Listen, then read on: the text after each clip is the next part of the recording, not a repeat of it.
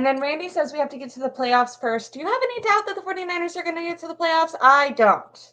I feel I'm like going to be 100% honest with you. When I seen our schedule, our travel, the history with Kyle Shanahan and our quarterbacks, and our DBs not getting any better back there, I predicted us going 9-8 this season, possibly making a wild card. That's, to be honest to God's really truth. okay. See, That's I what. said Yep. 10. I said 10 wins in the beginning of the season, but I thought I was being like more pessimistic because I want to set my expectations low and then like outshine them. So I feel like in my fan heart, I was like, oh, we'll get like 12 wins, but my like saving myself heart was like, okay, we'll get 10.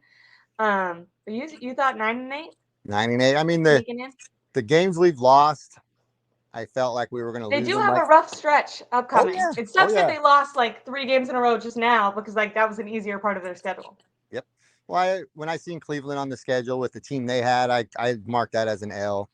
The Bengals, I marked that as an L. Yeah. Minnesota, that was supposed to have been a W for us. Yeah. That was one. But the Eagles, I considered that a L because I was just kind of going with past history that we're going to be injured, we're going to be this many down. And then my biggest thing, my biggest critic and reason for picking that, ending at 9-8 is we didn't do nothing to our O line and we did not do anything for our DBs. We didn't do anything Yeah. back there. And Travarius Ward last year, he Ward started has step. been so disappointing. Even he's worse than he was last year. Thank you. Thank Yeah. you.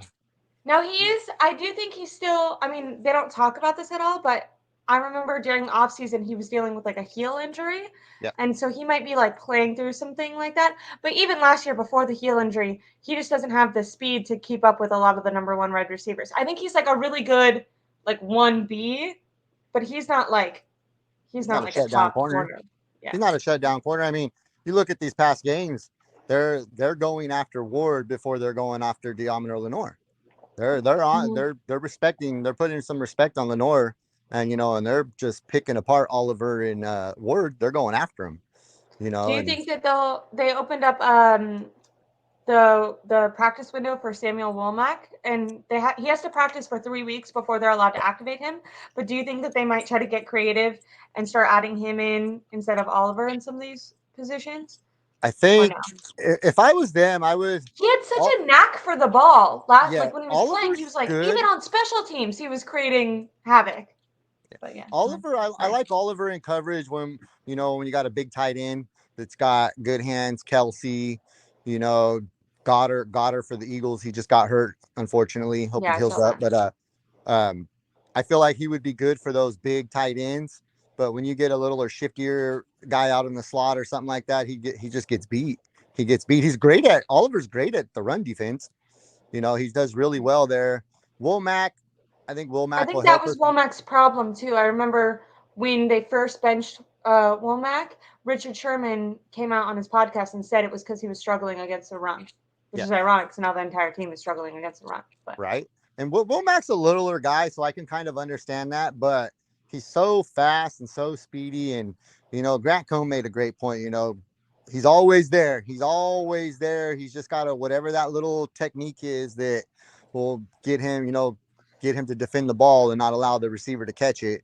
But he's always there and on top of him. But even just having a defender there, that makes a quarterback possibly go past that read and move on to his next. Go through his yeah, progressions. definitely. So I would like to see what Luter does. The rookie, I'd like to see what he He has does. Womack, promise, but I don't know if they'll. I don't. I think he has promise maybe for next year, but I feel like fifth round rookie. I just feel like Kyle Shanahan isn't going to trust him to start him like mid season. oh, you're Maybe I'm 100% wrong. right. No, I mean, you're I think you're they'd activate 100% him right. like if there was like an injury or something. I feel like if it's like him or Ambry Thomas, I feel like we've done the Ambry Thomas experiment. We don't need to keep trying. My heart goes out to him. Seems like a good guy, but we need to stop with that. All right. We need to Ambry be we Thomas, need to be I over that really one. had high hopes for him. I really, really did. I liked his speed. I liked his length. I liked Yeah, his he shiftiness, his was one ball of those. awareness, but he just gets burned. They just pick him Yeah, apart. Poor guy. he was one of those, like how we're talking about Samuel Womack right now, where I feel like his rookie year, not he didn't always make the play, but he was like always like almost there. Like he Yep. was always in position and just like one hand away. And you kind of hoped with an off season, like I thought going into his second year, yeah, his sophomore year, I expected him to come back and kind of take that next step. And I was really surprised because he ended up getting benched, and then Diomedor Lenore ended up being the guy who took that next step. Which their rookie years, Ambry Thomas was playing ahead of Lenore. Kind of Yeah. crazy. He's just a bitch warmer now, and I don't understand why Kyle keeps, if you're done with the guy, be done with him, move on with him. Just like Ty Davis Price. What is I don't even haven't even seen him play enough to even have an opinion on the guy, and I'm That just they like should just trade away every third round pick they ever have. I mean, Why do they do this? they are horrible with it, but It's so bad. There was I was mentioning him earlier, but there was an offensive lineman that the Browns picked up in the third round that they drafted after Jake Moody was drafted. yes. Like instead of drafting a running back that is never going to see the field, like not even activated, or instead of getting a kicker that can't make all his kicks, why are you not investing in your offensive line? It's so not like a sexy position, but it's one that the 49ers really struggle with. And if you look at other teams around the league, like the Chiefs or the Eagles, not to mention him again, Rick's going to be in my comments like, stop with the Eagles. I'm just kidding, Rick. Easy on us, But Rick. Come on, easy.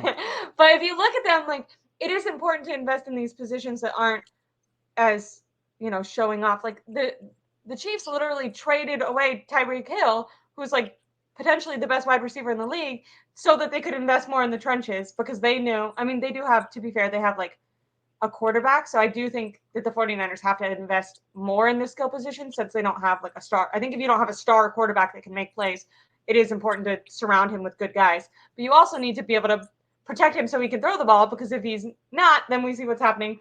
Brock Purdy's throwing the team. I have to read this because it's my dad's comment and he agrees with you. He's saying, I'm leaning towards Niner Gang 9-win season. That's only because Kyle never tried to fix the O line. Exactly, Niner Gang. My dad loves to be a little bit pessimistic, so love Thank you, brother. I appreciate that. I just that. I just like to call what I see, and it's like prime example. I mean, even as good as Patrick Mahone is, and as what he is, we seen what happened to him in the Super Bowl when one of his linemen went down. He Right, lost one lineman and he was running for his exactly. life. And that's Patrick Mahomes. I mean, that dude's like Superman, and we don't got that behind our O line, but Kyle Shanahan is still expecting that out of Brock Purdy, which I don't think is fair to Brock Purdy. I think the smart thing would have done is to invest in that right side of the line because Colton McKivitz, he's not that guy. Um, yeah, they needed to invest in there and they They didn't. didn't So it's have like, like the best starting, like aside from Trent Williams, the 49ers didn't have like a very good starting line, and now their starters are down and you're like, this is so bad. to me, uh, I just, it's just one injury away from our season really being over, and that injury person is going to be Brock, and it's going to be unfortunate because, you don't think that Sam Darnold's gonna come in and be the next Steve Young? Niner gang. You're yeah, you're disappointing me. I'm gonna